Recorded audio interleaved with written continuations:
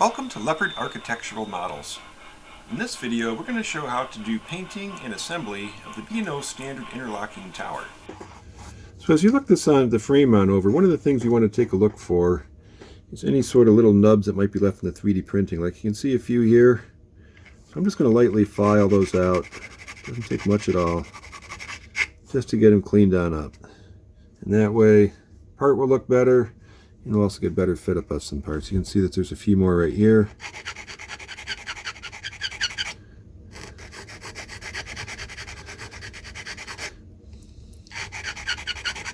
And that's all it really takes to get those cleaned up. From there we can do just a check on the window. Make sure it fits into the frame here itself okay. Just going to kind of hold it in there. So we'll just check the door, make sure the door fits okay. Looking pretty good in there. Let's go check the lower position. And that's not too bad right there. That's looking nice. And so we would suggest that you just go and check again every single window position and make sure everything's going to fit the way you expect it to. We do have just a kind of a rough edge down here that needs to be cleaned on up. Kind of left over from the printing, separating it from the base. So we're going to go and file this and get this smooth. Run off a few times.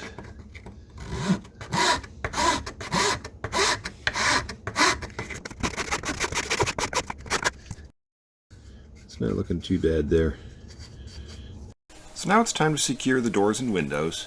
We started out by using a cyanoacrylate or super glue if you would. Later switched to using some tester cement just because the ACC was kind of setting a little bit faster than what we would have preferred. But what we end up doing is putting a small drop on a pallet if you would of some of the glue. And then we use a wire to transfer that glue onto the model itself, and that way we can control really where it ends up at without it getting all over the place.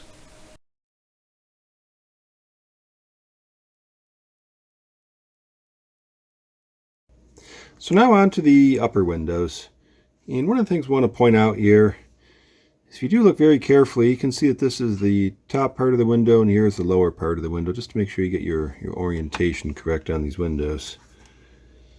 And again, just roughly fitting it in. I'm thinking what I'll do on here, because there isn't as much surface to secure this in here, is I'm actually going to put a little bit of the adhesive down on the frame first. This will create a much stronger joint than just putting it in afterwards. But it does have the tendency more that if you have excess, it's going to bleed on out to the front. But we will again be painting over it, so shouldn't be as much of an issue.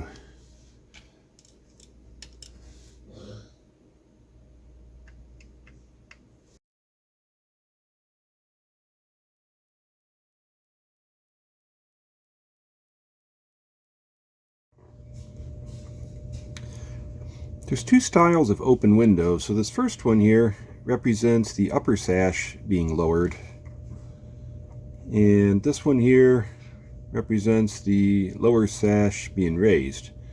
So we can kind of mix it up. Hot days for our operators want to kind of keep them cool. For the red color, I'm using the Tamiya XF7 red.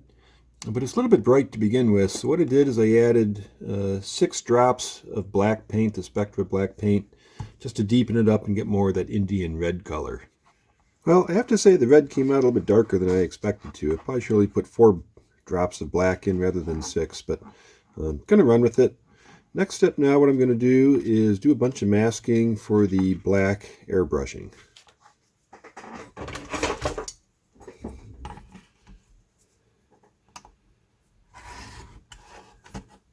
Now I'm just going to cut some of this painter's tape into a bunch of different strips. At least what I have in mind, I don't think the width is really going to matter that much, so just going to kind of do them, I don't know, call it 1/4-inch strips or thereabouts. Decided what I'll do to make the masking a little easier is I'm going to divide it up between horizontal lines and vertical lines. So I'm going to start by masking do the horizontal lines. And then once we paint these, I'll come back later and of course do the vertical lines. Here what I want to do is really get the masking tucked in there tight.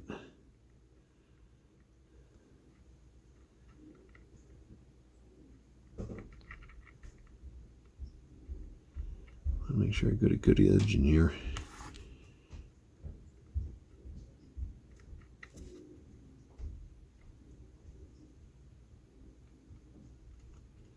So I'm just using a screwdriver to help push it down and get some tight edges going. Okay, so we got all the masking for the, what we'll call the horizontal lines complete. And we're going to be painting with flat black, although it's not true flat black in that we've added a little bit of white to it to make it, I call it an off black if there's such a color. I generally don't like to make things pure black because with the model railroading, it just, the lighting, you know, it just, the details get lost if you make it too dark. And in reality, black tends to fade pretty quickly anyway. It turns maybe to call it like a wrought iron black if you would.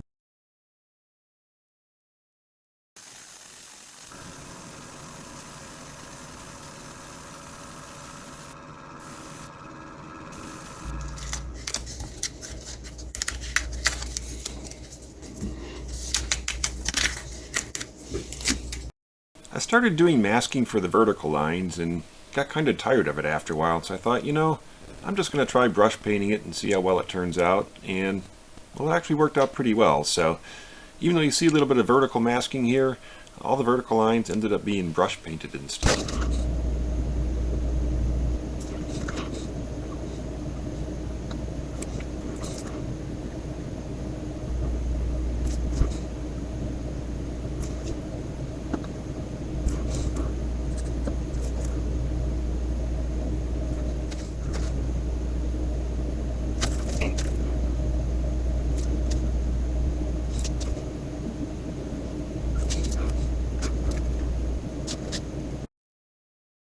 The foundation was painted with Badger's 16-30 sand color.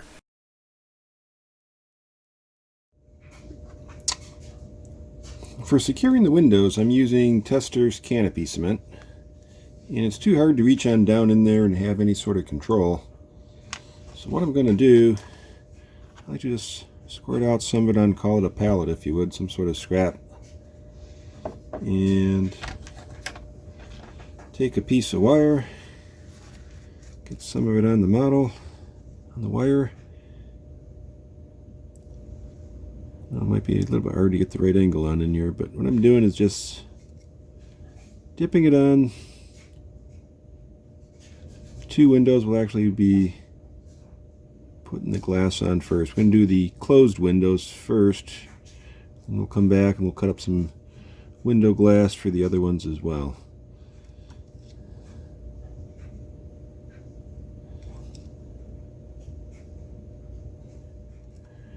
And I'm going to use some tweezers and just lay the window glass right in there like that.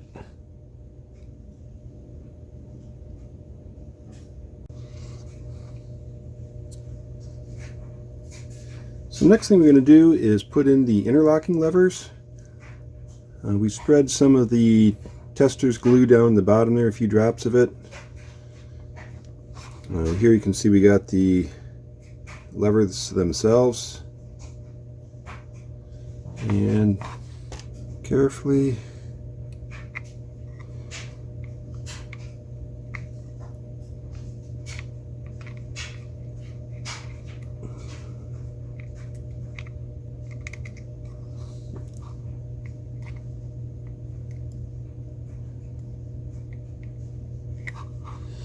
and just like that, they're in there.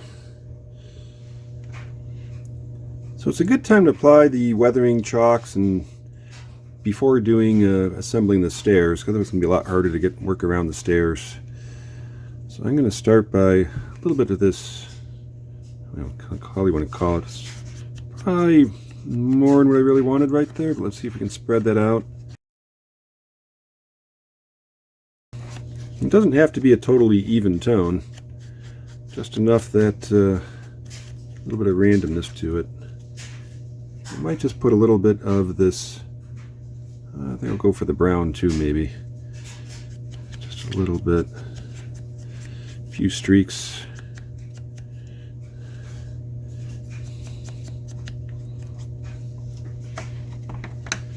And we'll do a similar thing on the tower itself, starting with the brown.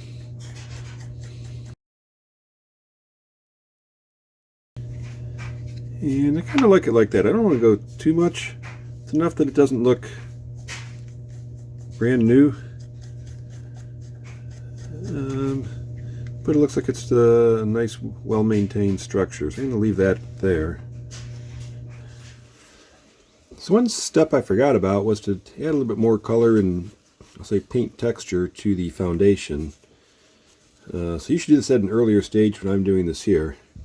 What I'm doing is I'm going to take a paper towel.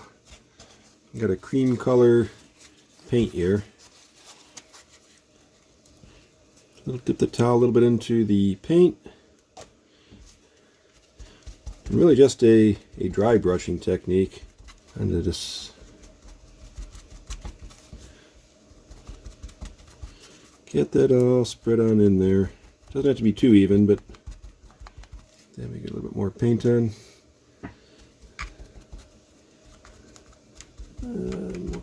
Really want to spread that around some.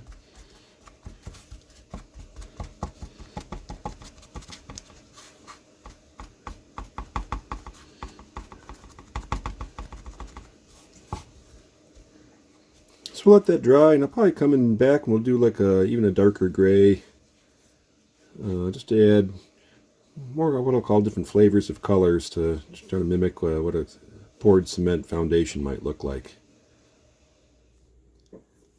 So the last step of the assembly process is putting the stairs on. And we've already glued on, I'll call the upper stairs as well as the lower stairs. And now for, I'll call it the main stairs. What we want to do here, I've kind of gotten some shim right here just to move it up like, oh, call it 1/8 of an inch. Because what I'm really after is getting the handrails to line up right in these areas here. So now that that's looking good, I'm going to apply a little bit, some small drops of glue to the edge of the handrail.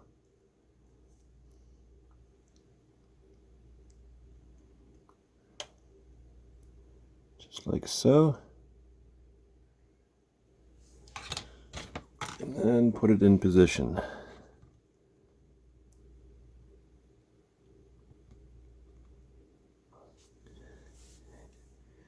And we let it dry, and we're done.